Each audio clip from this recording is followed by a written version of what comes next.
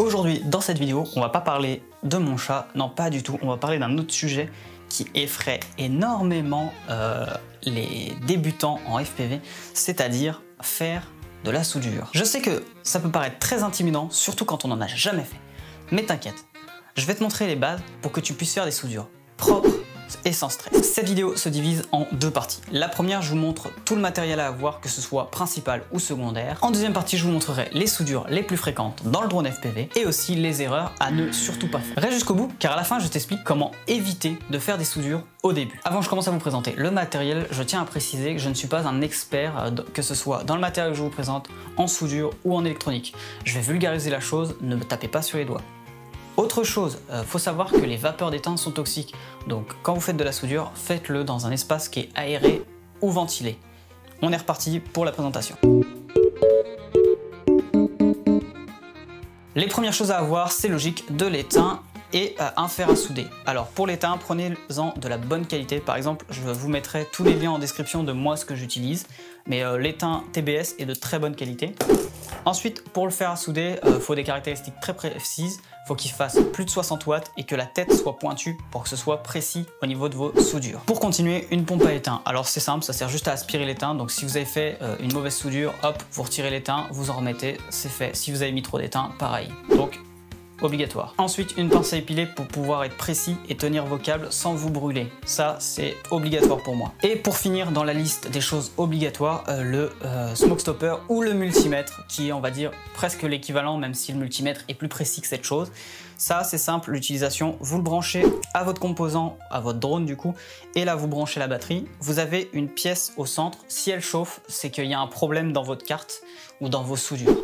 Si elle chauffe pas, ça ne veut pas dire qu'il n'y a pas un problème, mais ça veut dire que lui n'a pas détecté de problème. C'est pour ça que le multimètre, lui, il est plus précis. Vous allez pouvoir tester chacune de vos soudures pour voir si effectivement là, il y a un problème. Donc pour moi, obligatoire, mais faites quand même attention. On a fini pour la liste des choses obligatoires. Maintenant, je vais vous présenter la liste des choses secondaires à avoir. Par exemple, le flux, c'est une sorte de gel ou de liquide qui permet de faire adhérer un peu mieux l'étain sur les pads. Vous avez aussi la troisième main. Vous allez voir dans la vidéo, c'est très utile. Avant-dernier, une loupe.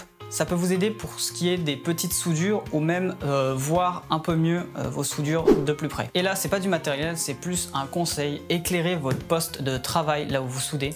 Tout le monde a un téléphone chez soi ou autre, donc juste éclairez, parce que si vous voyez pas les soudures que vous faites, ça sert à rien de souder. Voilà ce qui en est pour le matériel. Justement, n'hésitez pas à me dire vous ce que vous avez comme setup chez vous pour faire vos soudures, ou même à me corriger si j'ai oublié des choses dans le matériel à avoir pour faire les soudures. On va passer à la pratique. C'est parti pour vous montrer comment moi je fais mes soudures de mon côté. Pour l'étain que moi j'utilise, ça se situe la température entre 350 degrés et 380. Moi j'ai décidé avec mon vécu, l'expérience et plusieurs soudures que j'ai fait de mettre à 370. Du coup, après avoir fait ça, lancez votre fer à chauffer. Vous allez mettre de l'étain sur les deux parties que vous voulez souder. C'est très important et justement ça aide à solidifier les deux parties entre elles. Donc tout d'abord, vous commencez soit par le câble. Moi c'est le cas, je commence par mon câble là, comme vous voyez. Je vais faire une petite boule dessus. Donc vous voyez, hop, je chauffe. Je mets le fer à souder en dessous et l'étain au-dessus. C'est pour ça que même je cache à cause de ma main et bon, c'est pas ouf, mais vous allez voir. Hop, voilà. J'ai obtenu ma petite boule. Ensuite, on va passer sur la carte. Donc pareil sur la carte, vous mettez votre fer à chauffer sur l'endroit. Vous mettez bien le fer sur la petite zone. Hop, le principal c'est de pas rester trop longtemps parce que si vous restez trop longtemps, vous pouvez cramer des composants autour. Donc vraiment, faut être assez rapide. Ensuite, vous prenez votre petit câble logique. Vous commencez à réchauffer l'étain du pad et vous approchez votre câble qui lui aussi a de l'étain. Et normalement, les deux étains au bout d'un moment devraient fusionner, c'est-à-dire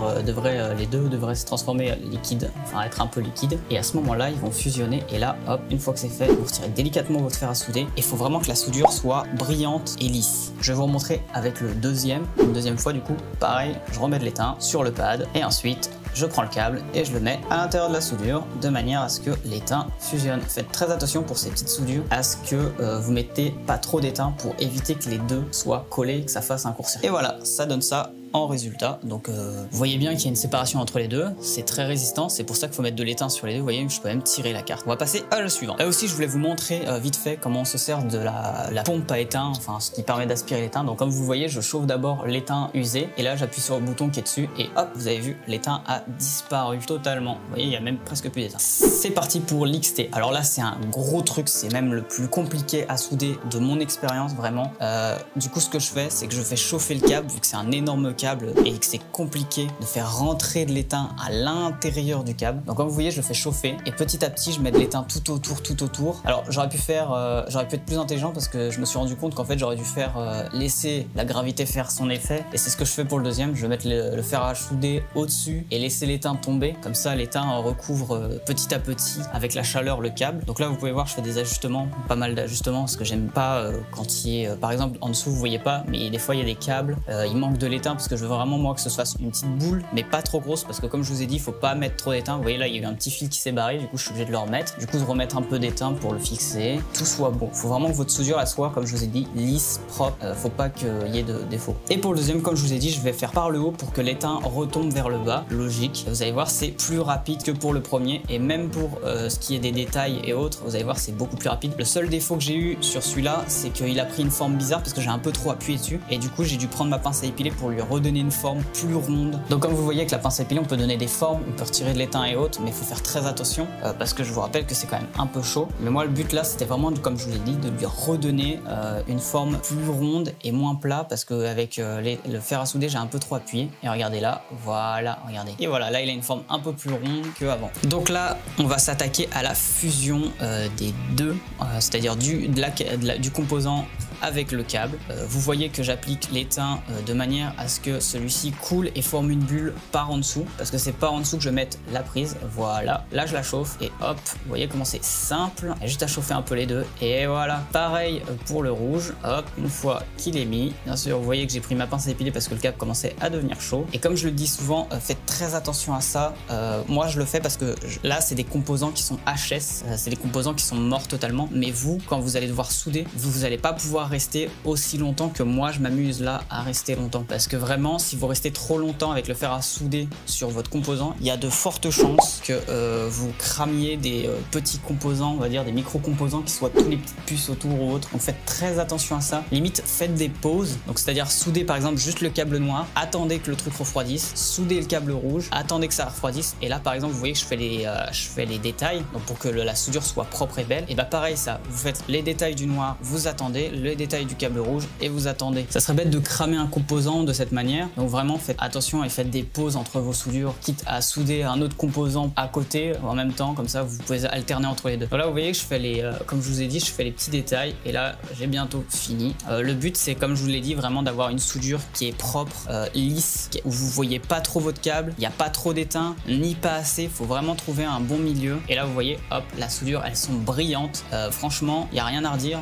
Dites-moi en commentaire ce que vous en pensez des soudures de l'XT. Là c'est parti pour vous montrer la soudure moteur. Donc c'est comme toutes les autres soudures, je préfère vous le répéter mais comme ça vous avez bien compris le principe, c'est de mettre de l'étain sur les câbles et sur le pad, c'est obligatoire. Si vous faites pas ça, l'accroche entre les deux elle va être mauvaise. Donc là vous voyez, hop, la petite boule d'étain qui se forme, voilà, c'est fini, vous avez votre boule. Donc je vais faire pareil pour les trois autres, je vous montre juste vite fait un deuxième, mais après moi je vais en faire 4 autres parce que je vais vous montrer comme si vous soudiez deux moteurs entre eux, enfin deux moteurs sur la carte. Là voilà, même principe, même plus rapide que le premier. Voilà, donc c'est parti sur la carte, même principe que comme tout à l'heure, on met de l'étain, on attend qu'il prenne, voilà, sur les trois. Donc là le but c'est de souder le moteur au pad. Donc comme vous voyez, hop, je fais chauffer les deux et l'étain finit par faire tout fusionner. Comme vous voyez c'est très rapide franchement, même si la vidéo est accélérée, franchement pour vous dire c'était très facile, j'ai pas eu de problème. Faites bien attention qu'il n'y ait pas de pont entre vos moteurs, c'est-à-dire qu'il n'y ait pas de l'étain ou un petit câble qui se touche entre eux, ça pourrait être plutôt dangereux et vous créer un court-circuit et vous casser le composant, voire pire. Donc là j'ai juste galéré parce que c'est moi, hein, j'avais mal mis l'étain dans le câble, donc forcément vous voyez que si vous faites mal un truc, bah, ça impacte votre soudure. Mais là, j'ai réussi à bien le remettre, vous voyez, et voilà la soudure, comme vous pouvez voir sur le côté, elles sont propres. Donc je vous montre une deuxième fois, là ça a été beaucoup plus rapide, vous allez voir, c'est vraiment très rapide. À peine je mets l'étain, vous allez voir, les moteurs ils vont être fixés, hop là, premier moteur, hop, j'ai même pas retiré le truc, bon là vous voyez que l'étain est un peu moche, hop, et voilà, avec la pince épile. On dirait vraiment, genre ça fait les petites boules, vous voyez que c'est pas connecté entre eux, vous voyez que l'étain il fusionne bien, que ce soit l'étain du moteur ou l'étain du pad, tout est parfait. Et là le dernier, je vous montre une dernière fois et vous allez pouvoir voir, hop. Et donc voilà ce qui est pour des soudures. Vous avez vu les 3 types de soudures qu'on a dans l'ONSP, vous pouvez voir même c'est très résistant, je tire dessus hein. Le type de soudure à ne jamais faire. Alors vous avez le pont, c'est quand 2 soudures se touchent. Par exemple ça peut être 2 pads, 2 fils ou autre. C'est à ne surtout pas avoir sur sa carte. Pourquoi? Parce que ça ferait un court-circuit et ça pourrait endommager vos composants. Pas assez d'étain, ça peut provoquer des faux contacts, voire carrément le décrochement du câble.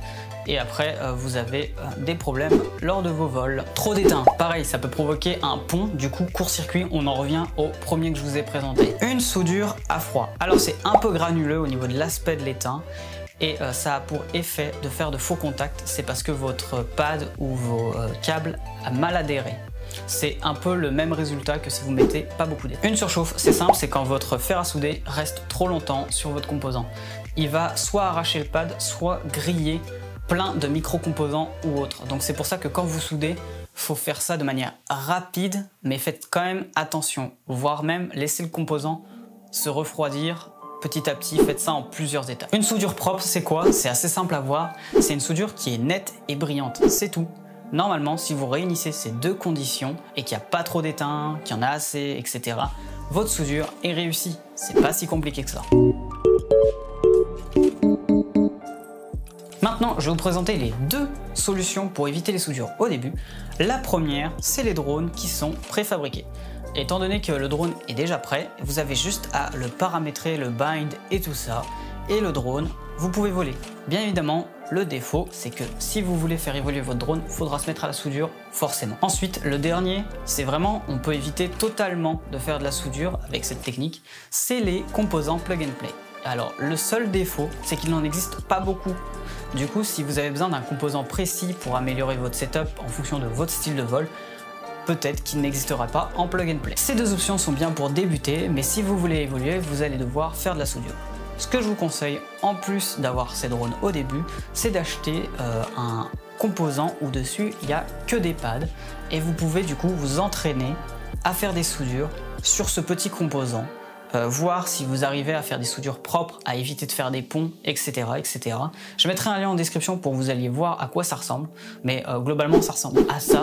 C'est plutôt simple, vous avez toutes les tailles pour faire tout type de soudure. N'hésitez pas à me dire en commentaire si j'ai oublié des choses, ça peut toujours être utile, que ce soit même pour moi ou pour aider d'autres personnes. Si la vidéo t'a plu, n'hésite pas à la liker, partager et même à t'abonner pour avoir encore plus de contenu. Et moi je vous dis à la prochaine pour une nouvelle vidéo. Salut!